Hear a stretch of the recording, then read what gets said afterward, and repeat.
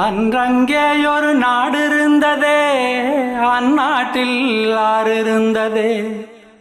ஆறு நிறைய மீன் இருந்ததே, மீனும் முழுகிட குளிர் இருந்ததே.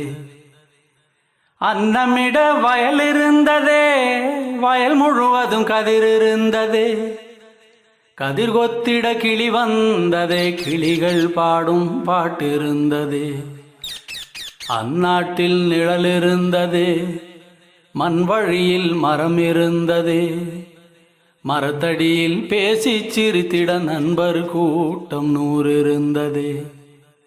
நல்ல மழை பெய்திருந்ததே, நரகத்தீ சூடில்லையே. தீவட்டி கொள்ள இல்லையே, தின்றது எதுவும் நஞ்சில்லையே.